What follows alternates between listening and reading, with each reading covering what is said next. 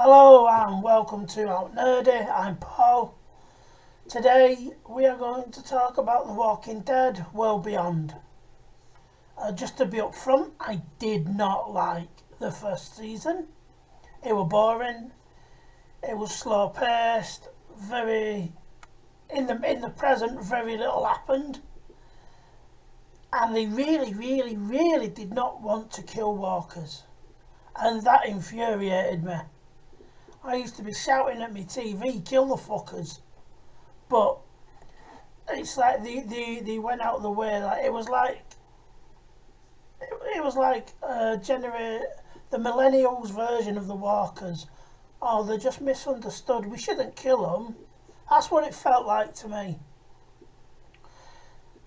Um, but when the story was set in the present, I didn't like it. The stories about Hook's past in the Marines and her being part of Operation Cobalt to try and stop the walkers. That was very intriguing.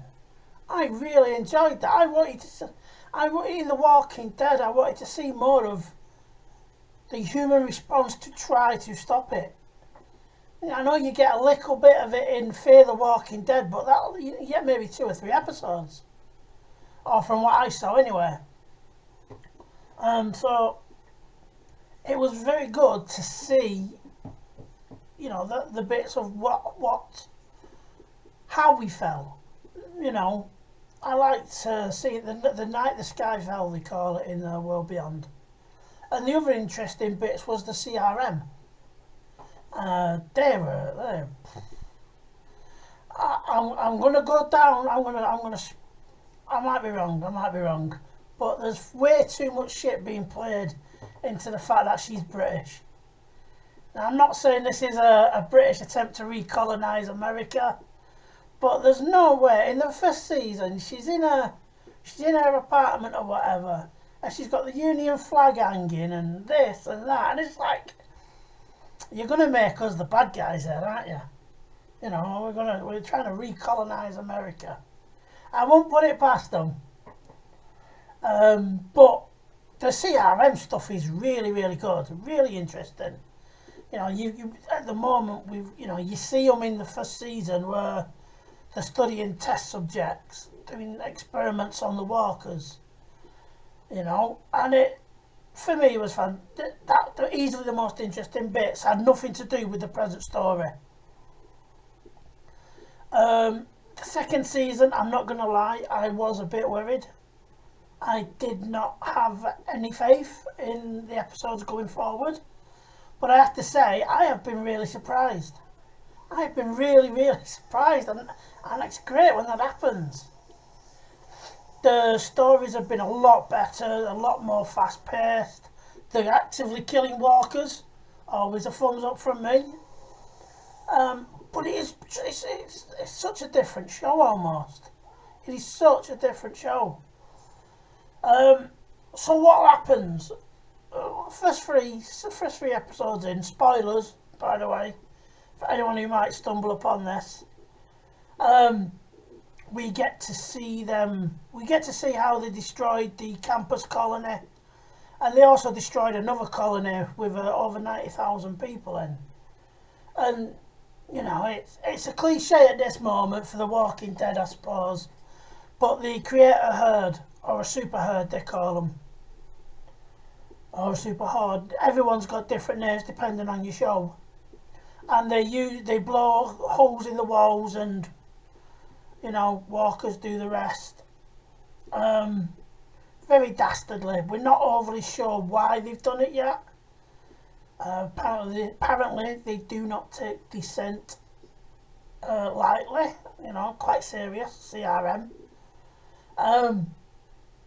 So we find out how that happens. I mean, you saw from the first episode that they're involved, but we just find out how they're involved. So obviously, true to The Walking Dead, the main group's been split into 3 separate groups or whatever. So Hope is at the Civic Republic with her dad. And you've got Iris and the dude, I don't know, sometimes the names are, they're in a colony seeking shelter. Silas, we find out, has been taken by the CRM. He's on decontamination, they call it. But it was essentially like what we saw in The Walking Dead with Princess and Eugene and Ezekiel doing, where they were just clearing zombies. It's been really, I have been pleasantly shocked. The plot has moved on faster in 3 episodes than it did in the original full season. You know, it's much faster paced, and I really like that. Don't expect Rick in it. You keep seeing comic book review articles and we got this covered, and they're all saying, "Oh, we're going to see Rick. We're going to see Rick." Probably not.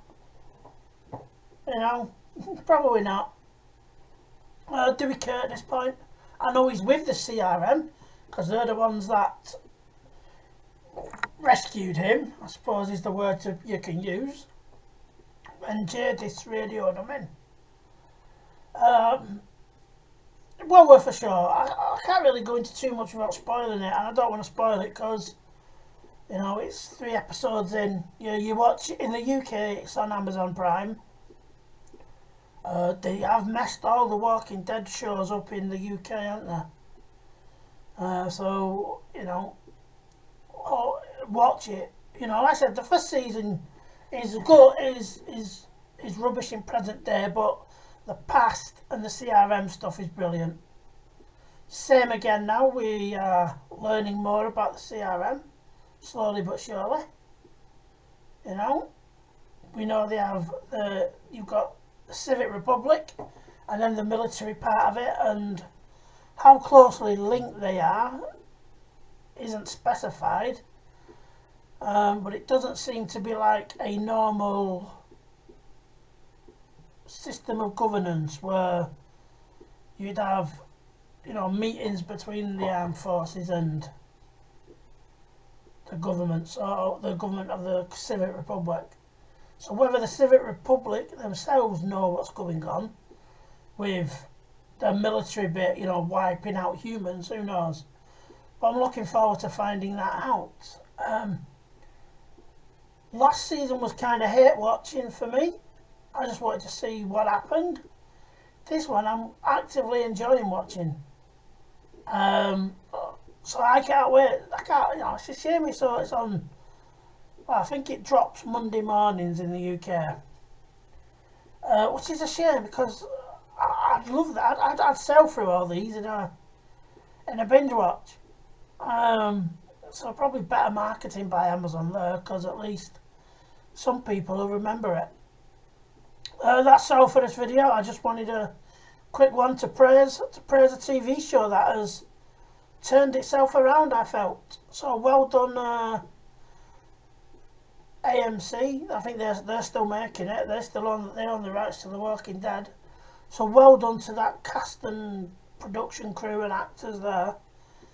You're more interesting than the actual Walking Dead at this moment in time. Some people won't be into that, but for me it's true. I'm much more interested in the world beyond than what's left of our motley crew from The Walking Dead after 11 seasons.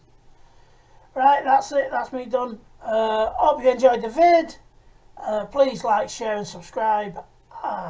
You'll find me on Instagram and Facebook, and I'll see you all again. Ta-da!